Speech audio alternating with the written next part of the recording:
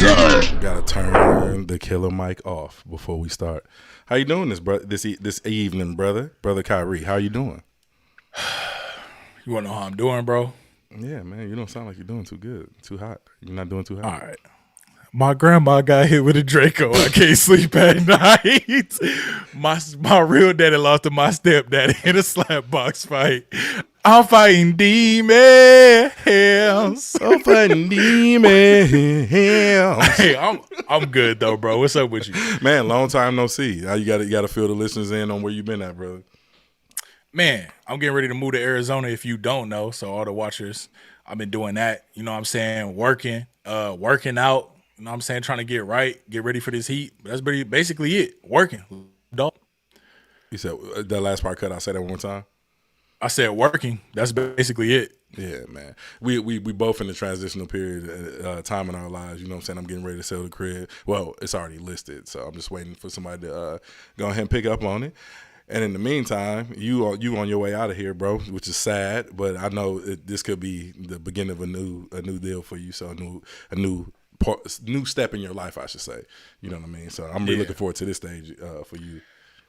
I really feel like it's going to be some big changes, man. Like everything I've done over the last couple months, I kind of think like moving to AZ going to be the icing on the cake in a sense of, you know, just being around my family, getting the rest of this weight off me. Then, you know, I got the real estate opportunity going. So I don't know, man. I feel like it's going to go really, really well, bro. I just feel it.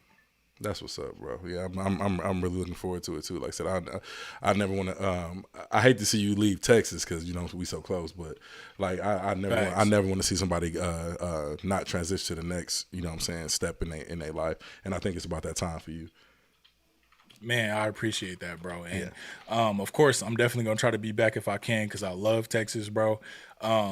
You know, but yeah, it's just time to kind of get a new look. I'm a little bit nervous. I ain't even gonna lie. I'm kind of anxious though. Yeah, you've been here for a minute, bro. You've been rocking out in Texas for a minute, so it's gonna be like I said. I know the change is scary, but it's definitely needed.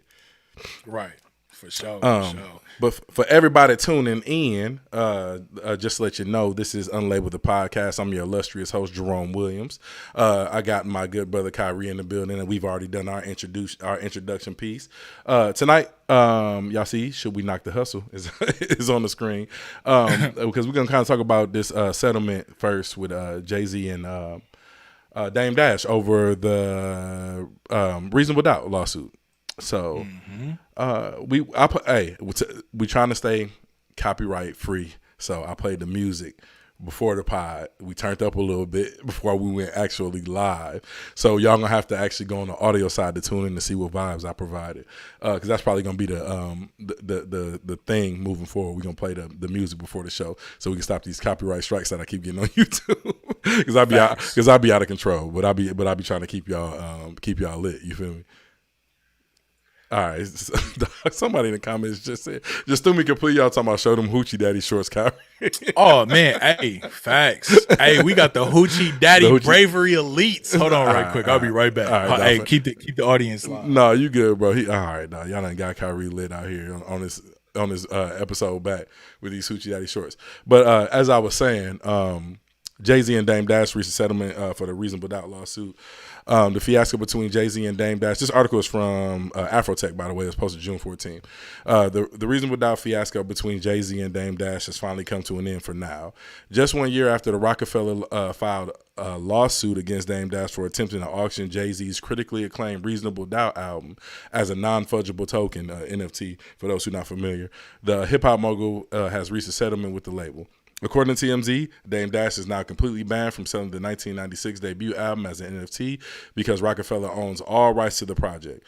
Unless duly authorized by the RAF Inc., no shareholders or a member of the RAF Inc. may alter any way, sell, assign, pledge, encumber, contact with regard to, or in any way dispose of any property interest in Reasonable Doubt, including its copyright and including through any means such as auctioneers of non-fungible tokens, referring or directing to such interest, said legal documents. So basically, Dame Dash has lost a lawsuit, so he can't do anything.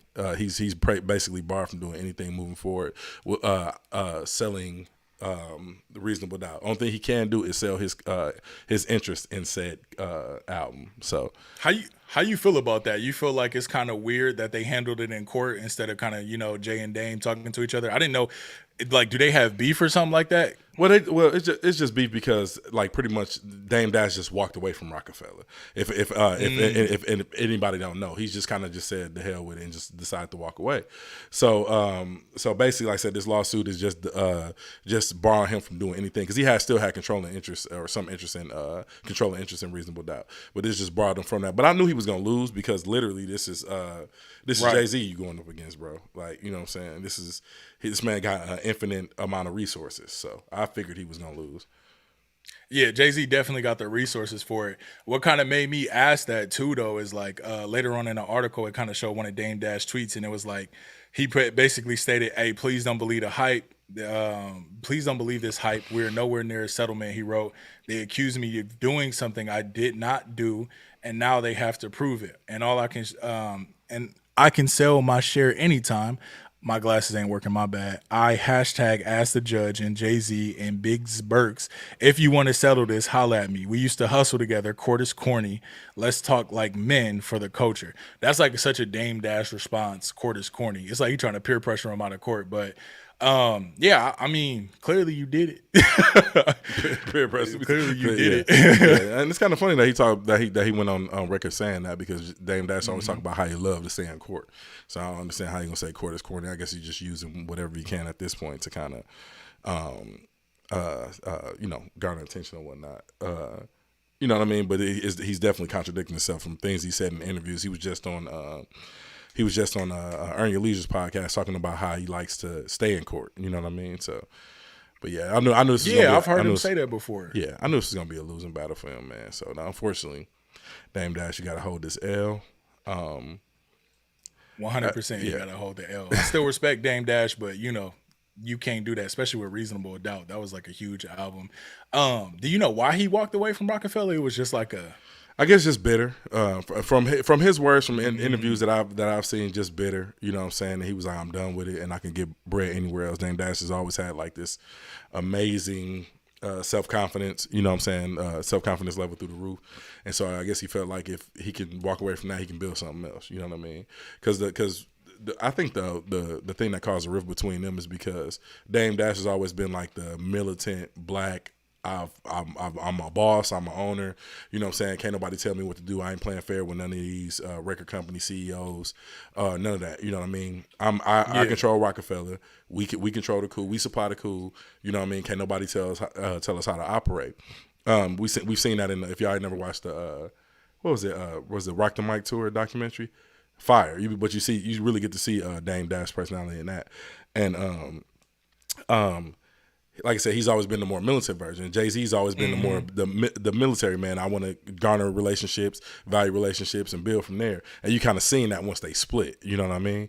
So now that they've split, Dame Dash is where he's at and Jay's where he's at. I figured this was going to be the outcome of this lawsuit. Yeah, 100%. Yeah, I don't see nothing wrong with it. I mean, you did it. A lawsuit settled. So end of story. I think he's gonna sell his share too. They said his share of Rockefeller as well. Probably be smart because Dame Dash got a lot going on. That whole Fox Soul, I didn't even know he was behind all that. Were you aware of that? I don't even know what that is. It's basically Fox has a network now. I think I'm not sure if it's 100% digital, but it's Black Network where they have black programming. They have different black personalities on there, and all they talk about is black issues. It's called Fox Soul. They got a YouTube channel. I'm surprised. Some of their content is pretty interesting. What I like about it is everybody's there being their authentic self. Claudia Jordan's a personality on there, and she talks raw. Like about these celebrities and everything like that. I was thoroughly impressed. You know what I mean? Because she talked raw and real on there. So, got you. I think Dame Dash will be fine. Yeah, he'll be all right for sure. Yeah. Hey, quick question: what's your favorite Drake song? My favorite Drake song. I don't know do I got a favorite Drake song? No, you can put me on the spot, dog. I don't even know if I got a favorite Drake song. If I do, I don't know the name of it because I don't even know names of albums nowadays. So what's your favorite Drake album? Nothing Was the Same. Everybody know that. That shit is classic to me. Nothing Was the Same was fire. Yeah, that's like his best album to me. It's a modern work of art in my opinion.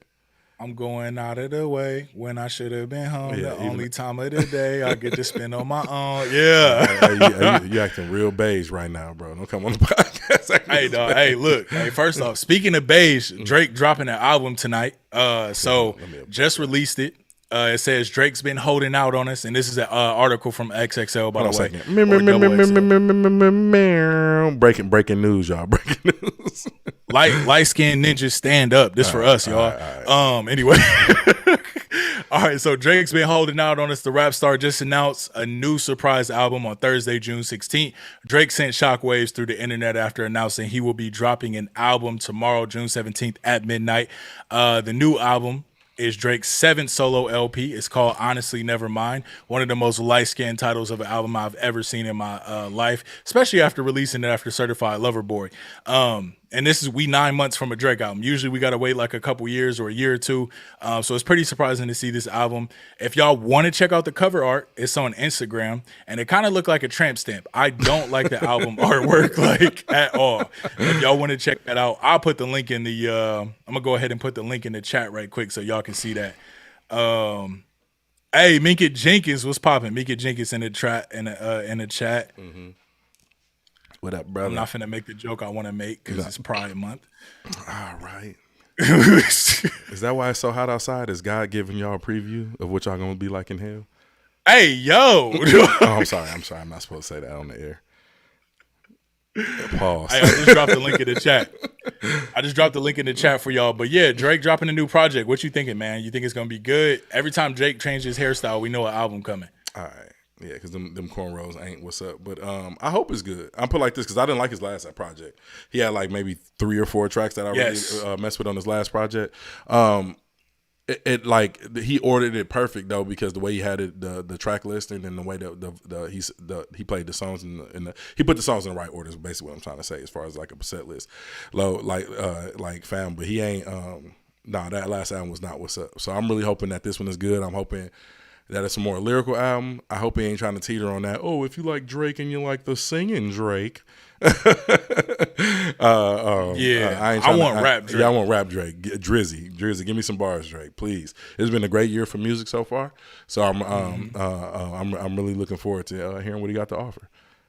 Nah, facts. I agree with that. I didn't really like the last album. It was really like the first 5-6 songs that I like, especially how it opened up. Because when you listen to the first song on the album, you thought it was gonna be heat, and then it just kind of didn't keep its weight.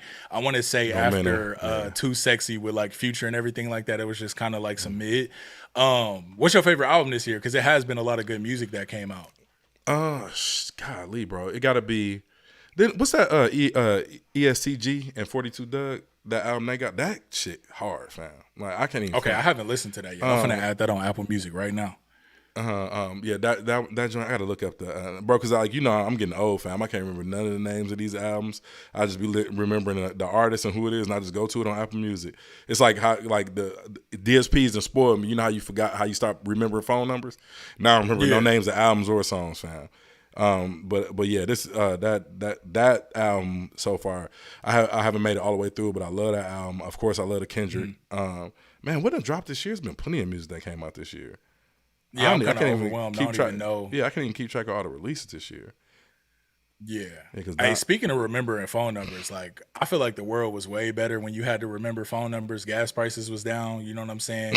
You go to Save a Lot and get some ribs for like $2. No, I'm just playing. It's probably like $7. But anyway, it's just like, if a thing I want to talk about is like, you think we too dependent on technology? I know we straying away a little bit. You think we too dependent on technology at this point? Like if something really happened, you think we'll be able to hold our own? Bro, I think it's becoming second nature, us and technology. It's a little weird because like I used to have like this innate sense of kind of like finding my my whereabouts, like if I'm in a new city or whatnot. Now I got a GPS everything. But once I GPS stuff and I get around for a couple of days, I'm pretty good. I think we have to adapt. You know what I'm saying? We pretty good at adapting as humans. You know what I'm saying? But we've definitely become spoiled by technology. Like I said, just for the simple fact that I can't remember a name of a damn song. Yeah, facts. I think it's gonna come to one point because Elon Musk trying to do that whole implant technology, Cyberpunk 2077. It's gonna get to the point where motherfuckers got blicks coming out their booty cheeks. I saw a Teen Titan a Teen Titan clip, and I thought it was suspect because Cyborg had a blick come out of his booty cheeks, and you know that's kind of weird, bro. I was like, that's kind of pause. Dog, you being real pause worthy during Pride Month, fam. We done already talked about this. Hey, first off, you said a sin about 3 business minutes ago. Like, we gotta cut that. Speaking of cut, you know what I'm saying? Check out Bravery Elite, bro. We got the Hoochie Daddy shorts in here, man. Milwaukee made. Okay. They real nice.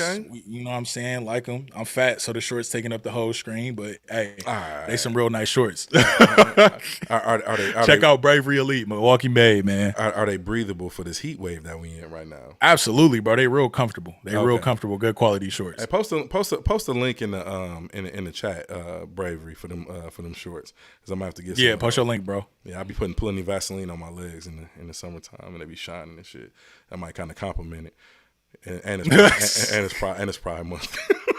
Hey, look, Minka Jenkins in the chat, he be out there with the Hoochie Daddies and the cool gray 11s, bro. He can't stop posting the cool gray 11s. All right, with the Hoochie Daddies. I think you went to the store, the grocery store, a couple of days ago with the Hoochie Daddies, didn't you? All right. Hey, listen. Did you get any? Hey, so Minka Jenkins is the one that you sent me the picture of his feet up in the office. Yes. Hey, you gotta untie them cool grays, fam. You had them tied like a whole ass peckerwood out here. Dog, I gotta use an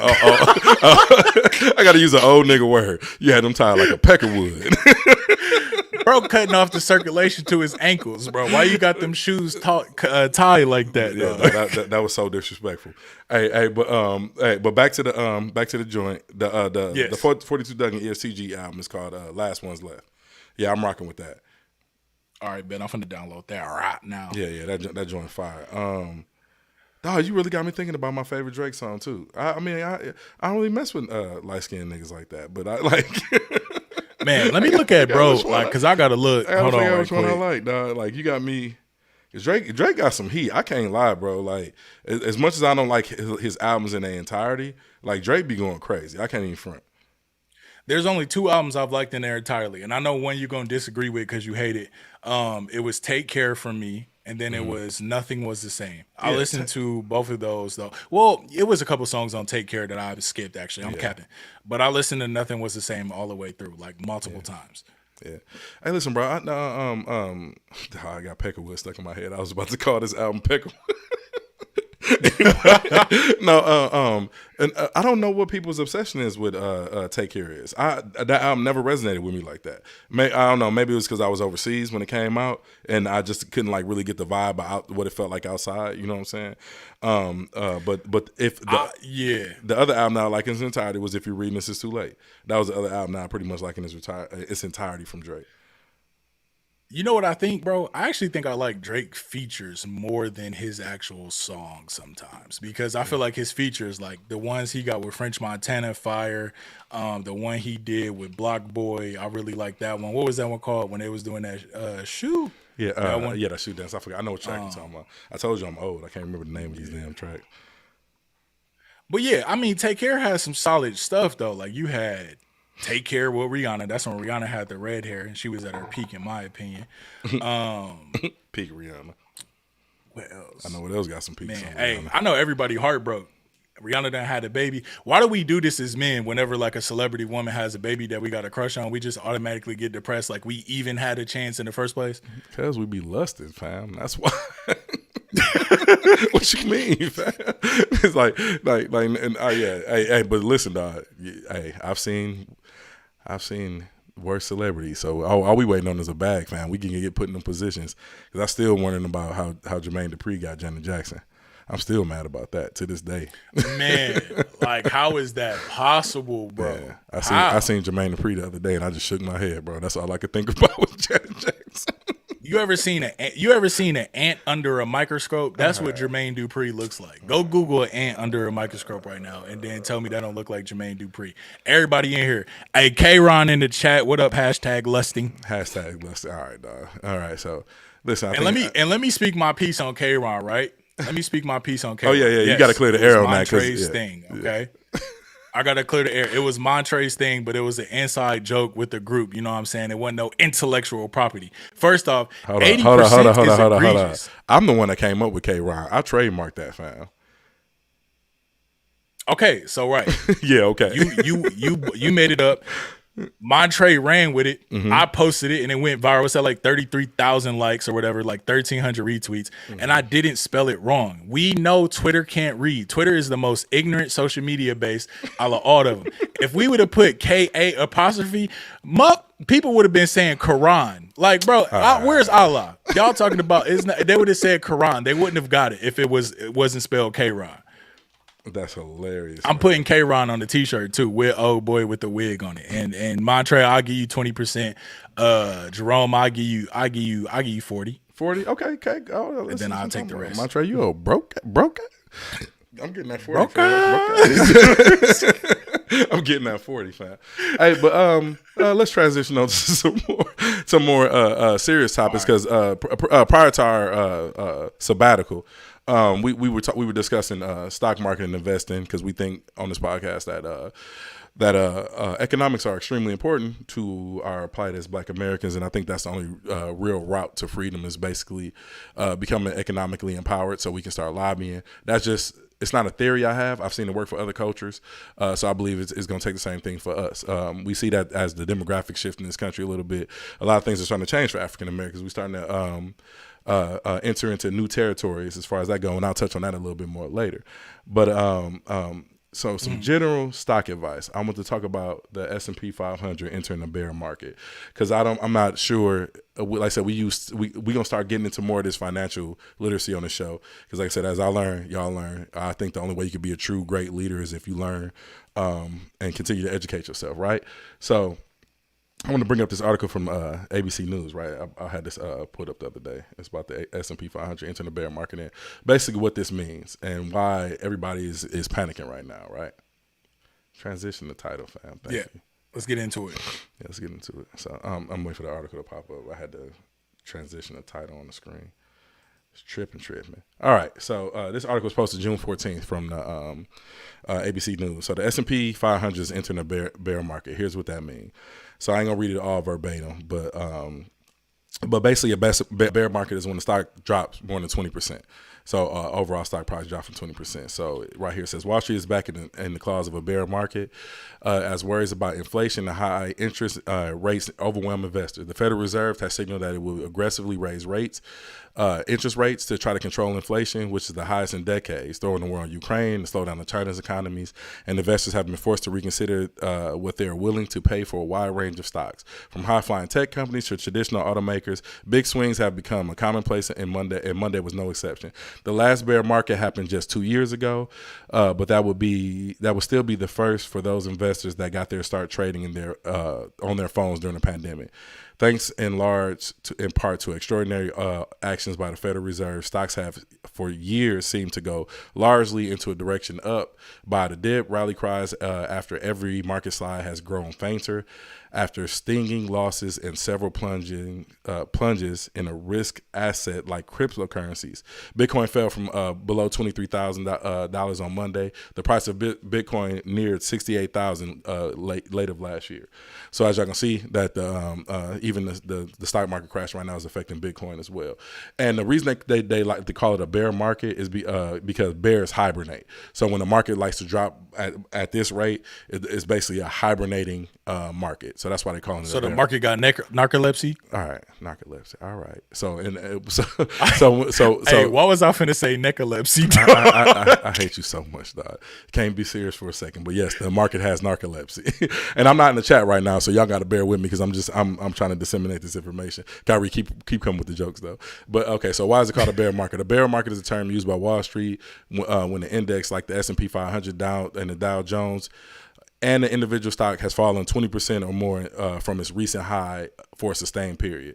They use the term bear, like I said, because bears hibernate. A bull market is the exact opposite because bulls charge. So that means the market is charging, right, going up.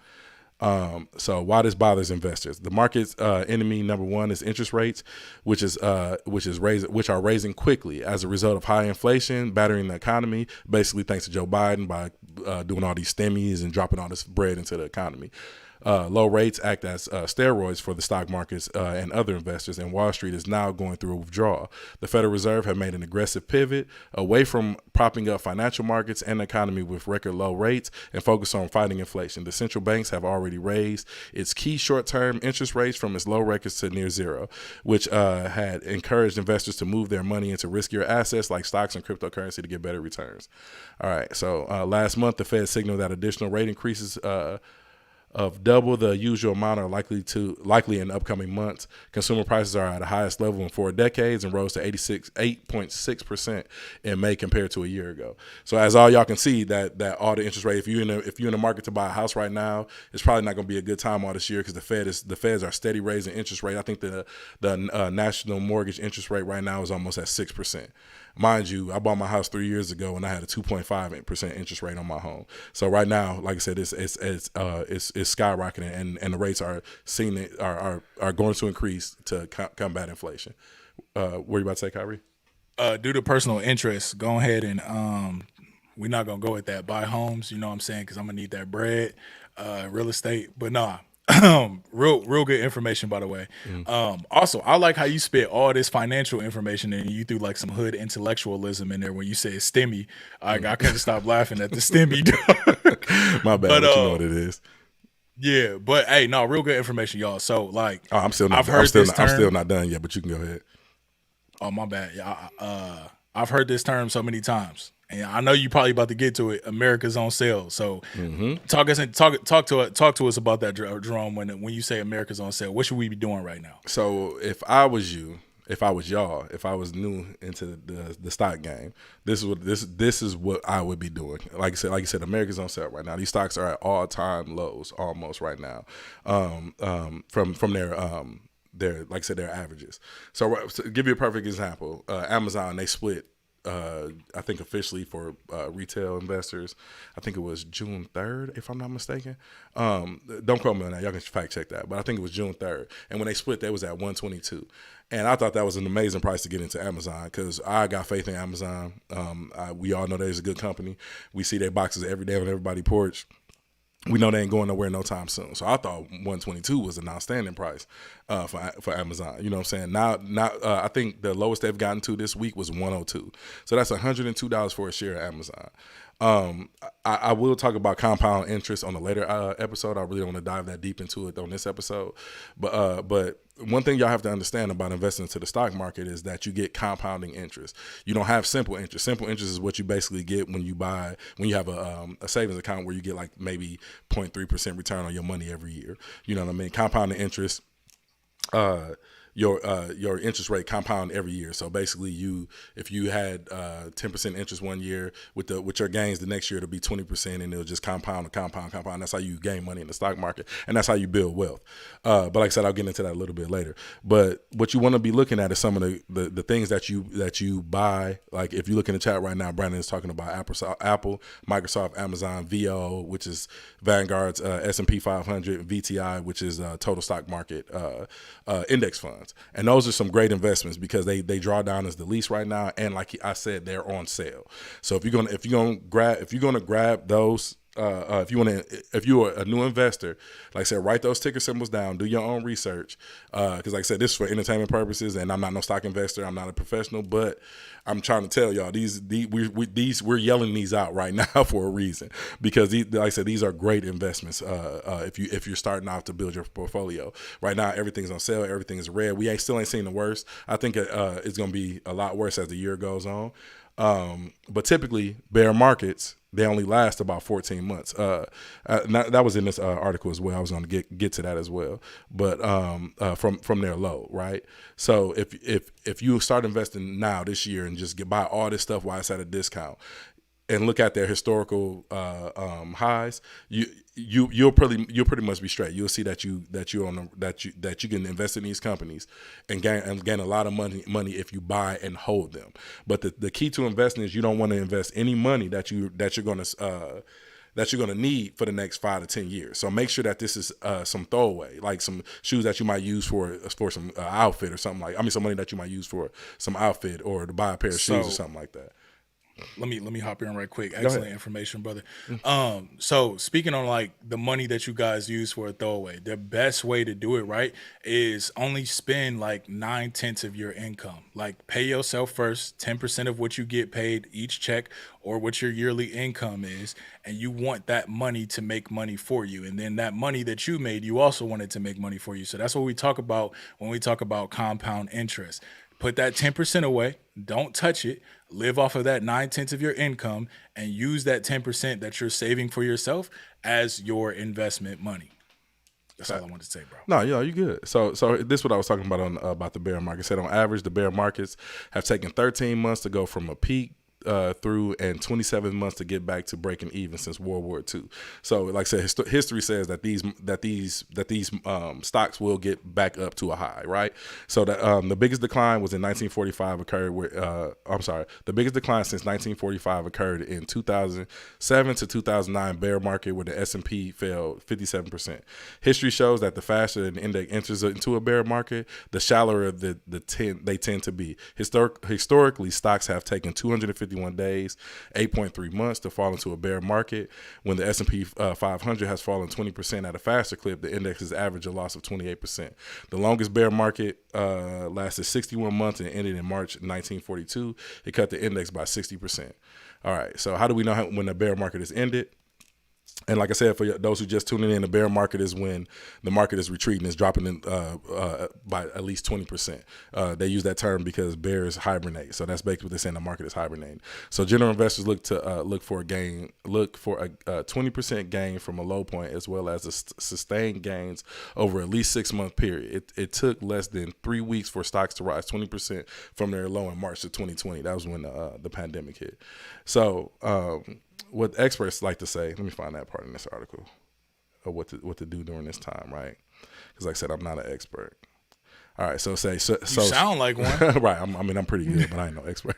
So so should I sell everything right now? If you need the money now or want to lock in the losses, yes. Otherwise, many advisors suggest riding through the ups and downs while remembering the swings are the price of admission for the stronger returns that stocks have provided over the long term. While dumping stocks would stop the bleeding, it would also prevent any potential gains.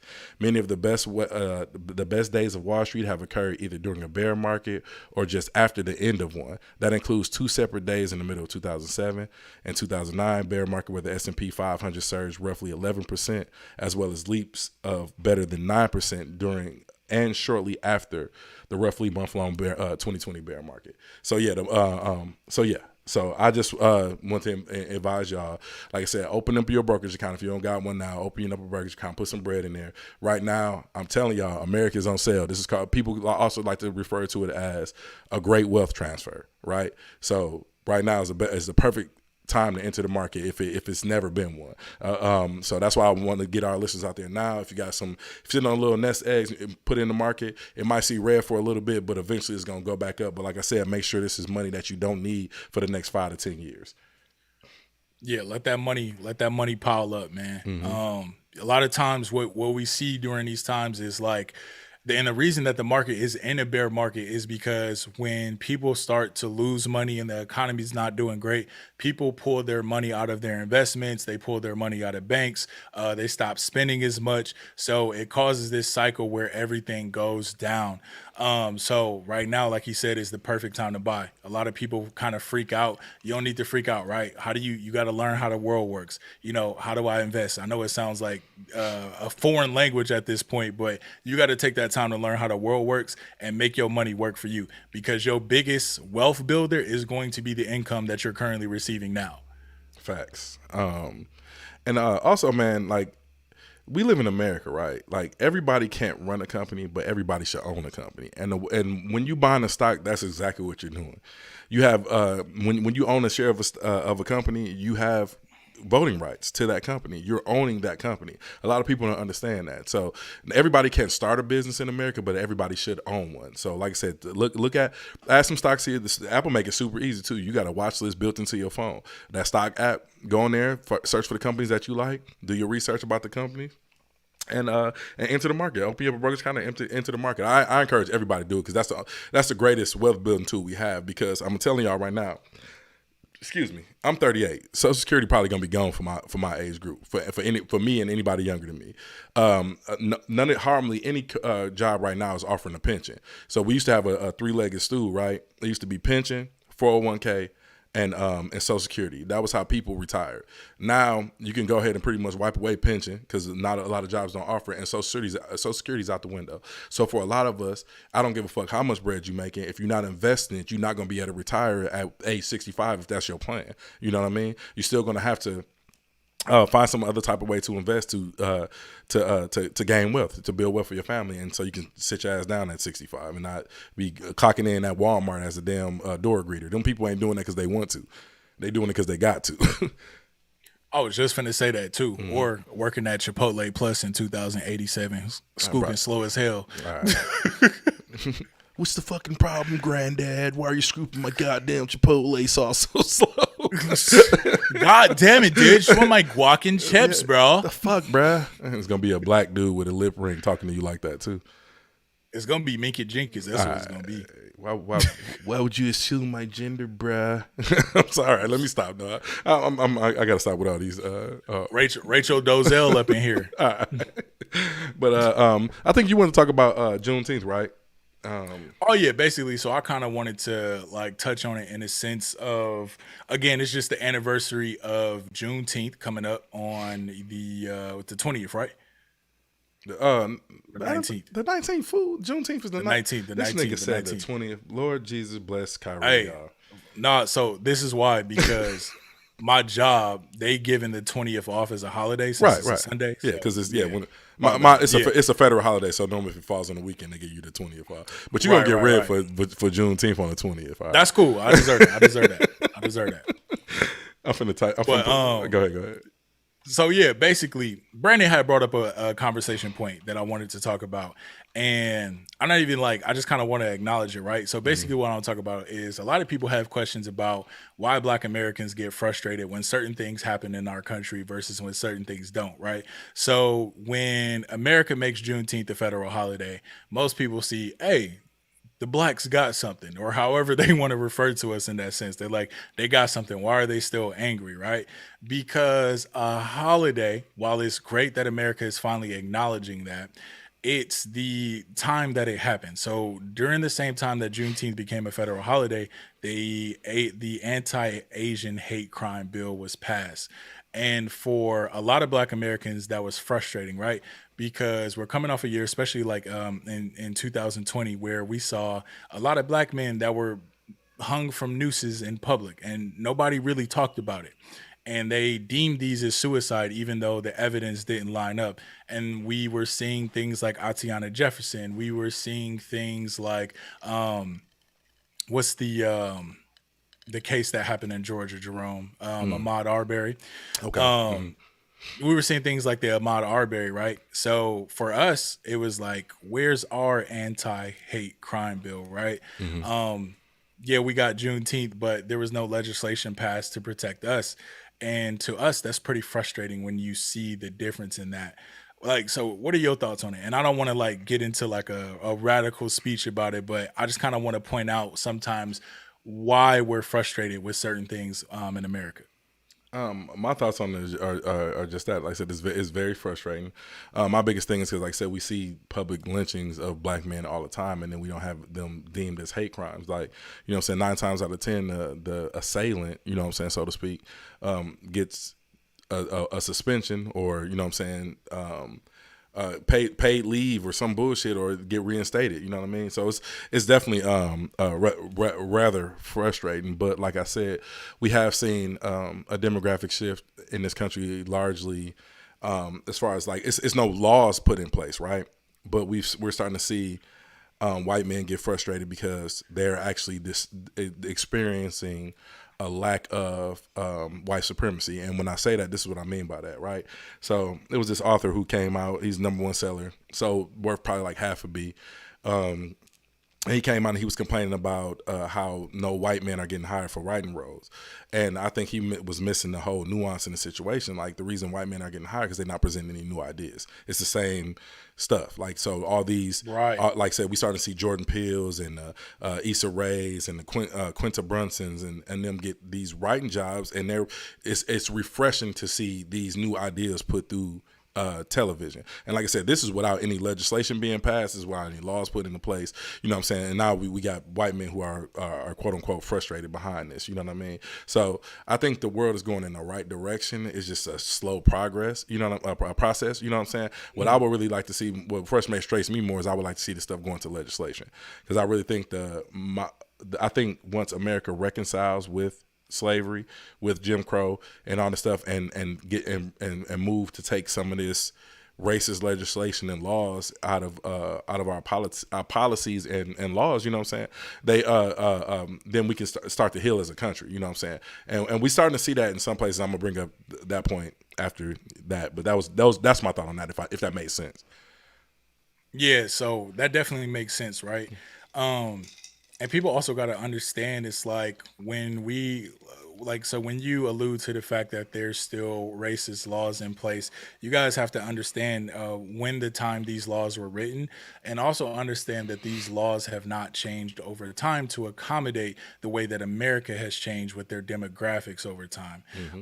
So that's why we have rules in place like affirmative action. If there was no discrimination in these scenarios, there wouldn't be a need for rules like a need for legislation like affirmative action, right? So there's things that are changing and it's going in the right direction, but there still needs to be a lot of work. But that's basically what I wanted to talk to. Like I said, I didn't want to get too much into racial issues for the point, but I just kind of wanted to bring clarity around why some people are frustrated. And then you see things like America don't take it seriously. Like at Walmart, they had some napkins that were a t-shirt that said, "It's the freedom from me." That's not, we don't want that, fam.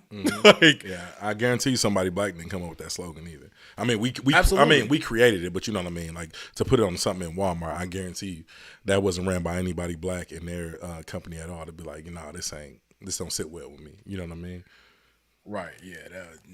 We good on that. But yeah, that's all I got for today, man, for the most part. Okay. And well, I was gonna make a point earlier when you brought up something. I can't think about it right now. It'll come to me later. But anyway, man, I'm starting to feel a little conflicted, and I haven't fleshed this thought out, y'all. So don't judge me for this, listeners. But I know we tend to kind of model everything we do in America after white America. Like, the celebration of Juneteenth is basically supposed to be celebrating our freedom, kind of like a celebration like July 4th. You know what I'm saying? But for our independence from, Mother England or whatever you want to call it, right?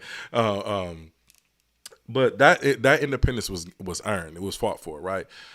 I guess you can't say our independence was fought for and earned, but Juneteenth kind of is giving me conflict. Like I said, I haven't fleshed this out yet, so y'all actually listen to me think through it in real time.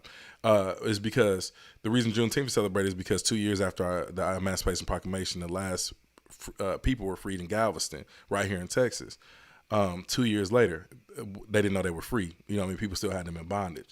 And that's why we celebrate Juneteenth. And that's where I'm conflicted at, because it wasn't like we earned it. You know what I mean? Otherwise, it would have been Right. celebrated 2 years before that. You know what I mean? So, I don't know. Maybe just something to think about. If anybody has anything to add on that could help me not be so conflicted in the celebration of Juneteenth. I'm just going to enjoy the holiday like I always do and try not to think too hard about it. But the more I think about it, it's kind of like, should we really be celebrating this? You know what I mean? No, I agree, because again, it was 2 years later when the slaves were already free, and they were in was it just Texas or was it all southern states? It was Galveston. That was the last. Galveston. Yeah, that was the Yeah. last ones to get the message in Galveston.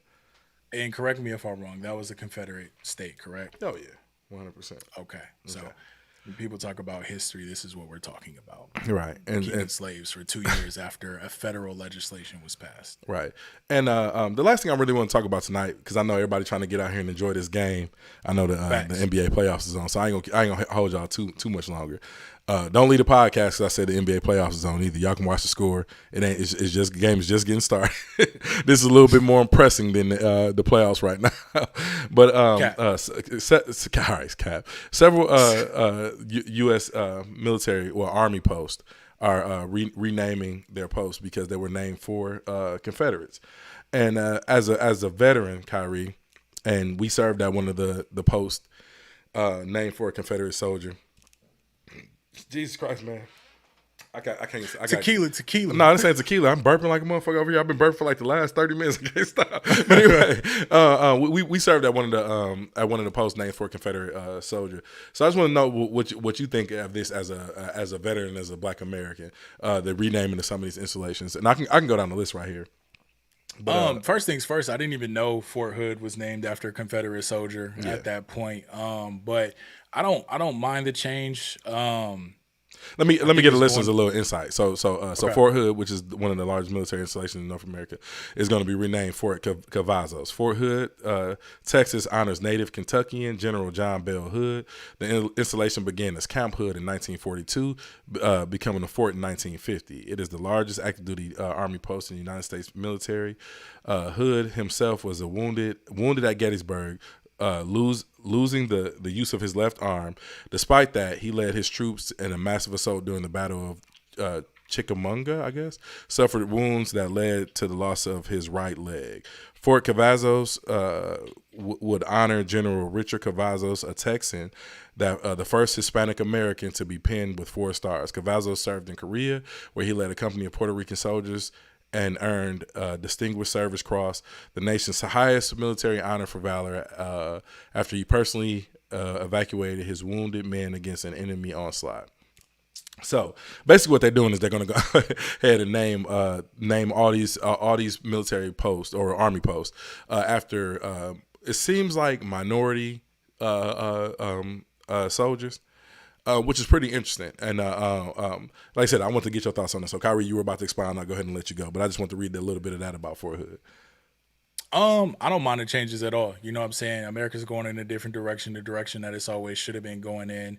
And again, it's when we talk about war and we talk about the Civil War, technically, these people were traitors. Whether, you know, people want to believe it or not, it is what it is. So I don't think we necessarily need to honor that tradition.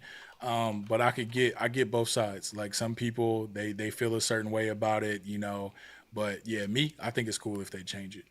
Yeah, I'm perfectly fine with it. I wasn't even aware of this. One of my customers came to me and was talking to me about it, and he was like, you know, I'm asking you, and it became a pretty interesting dialogue because he's an older white gentleman. He's in his 60s.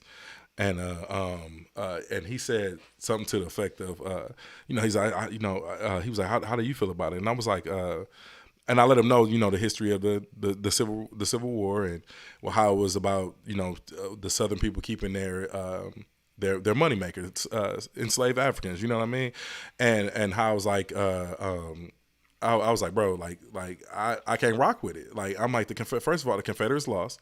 It was 100%. They was 100% racist, like majority of things in America. And he was like, I don't really see racism. You know, I haven't seen racism in years and all this type of stuff.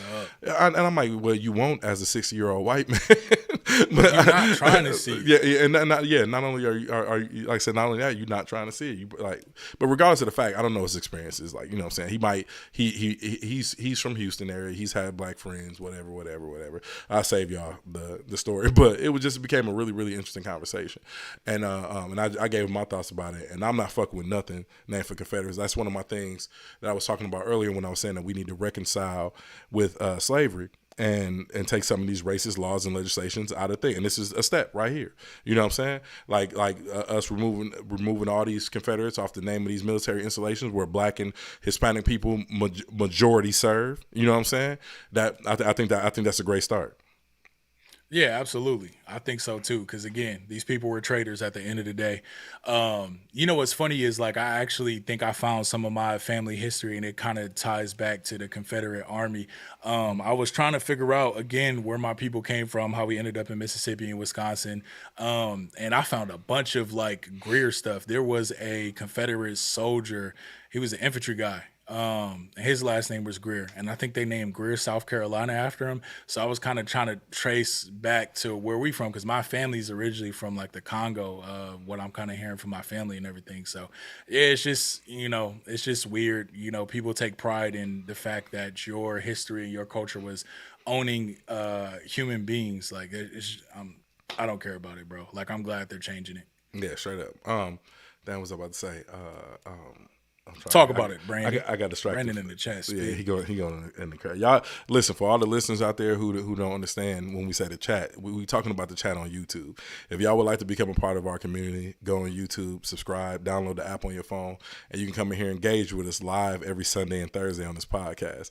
Because even when Kyrie moved to Phoenix, we're not gonna stop the Thursday podcast, or it might change to another day depending on his schedule or whatnot. Because Phoenix is 2 hours behind me, but we gonna still bring the heat on Thursdays, right? So when we say the chat, y'all can come and engage with us, and it's the chat is hysterical, by the way. It's a safe space, so come in there and share as a community. just be cap, all right, but just be respectful of YouTube guidelines, so they won't ban you in the chat. You know what I'm saying? But anyway, back to my point. About the military installations and them changing it. Oh, I know what I was gonna say. I know it's a lot of black Confederate sympathizers. They like to say, well, black people fought in the Civil War on the side of the Confederate. Do yourselves a favor and shut the fuck up, respectfully, because I'm pretty sure black enslaved people didn't option to fight for their continuing enslavement. But I think that's all I had to say on that. And on that note, Kyrie, we can get the fuck up out of here. Yeah, let's go. Hey, one thing I want to say too to the coons: stop cooning, bro. They don't rock with you. They actually look at you like a traitor. Of course, somebody's gonna like you because you're sympathizing with their point of view. Your people are here. We rocking with you. Stop it, bro. Whatever love they give you is fake love. It's fake love. I found that out firsthand from serving in the military. It's not real love. I thought these people was my brothers that I went to Iraq with. And when time came for them to show their true colors, guess what they did? They showed their true colors. So if you listening and you're a coon, stop being a coon. It don't matter how much ideology you agree with them, fam. Like, they could still gonna look at you like the hard ER at the end of the day. So like you said, don't pander to them. Don't, like, fam. Continue to be you. Educate yourselves. Find out about the real history of this country, and you'll understand where we come from. And you don't gotta be bitter. You don't gotta be bitter for it. You know what I'm saying? We ain't bitter over here. What we trying to do right now is just what we trying to do is elevate our people, because our people are in a position that's like systemically got us here. So we're trying to change the system and learn and actually educate on how the world works, so we can elevate and surpass all this bullshit. Because all this bitterness, all of us saying, we can't stand this and we hate that and all that, it's not solving no problems at the end of the day. And as a culture, we need to move past that. Not saying that we shouldn't be aware, but we need to move past that onto some more economic power, so we can all get our piece of the American pie. You know what I'm saying? And right now, America's on sale. Take heed to that, y'all. Like, right now, if you out there listening, take heed to that. America's on sale. Do your own research and put your money where it's gonna make you some more money. And on that note, man, like, subscribe, share this podcast with 4 more people. We had a very, very informative episode, our Juneteenth episode that we did with Margaret Hennison. She was a guest that we had on our show 2 years ago. So if y'all want to go back and listen to our Juneteenth episode, I'm actually gonna hit her up and see how she's doing. I haven't talked to her in a few years, and see if she if she has any updates for us. But Margaret Hennison was one of the first black women to charter a bank in the United States. So definitely go back and check out the episode. It's called I think I titled it Juneteenth, if I'm not mistaken, but real good episode, y'all. One of my favorite episodes of our podcast. Kyrie, got anything else to add, brother? Nah, man. I appreciate y'all tuning in, but we'll see you next week. Oh, Brandon said he needed a t-shirt with America's on sale. I might do that. I might put that out there for y'all. But man, we'll see y'all next week. We'll see actually Sunday with another episode of thank each and every one of y'all, by the way, because I ain't thanked y'all in a while. But thank each and every one of y'all for tuning in. Y'all could be anywhere in the world, but y'all here with us. Like, subscribe, comment. Peace.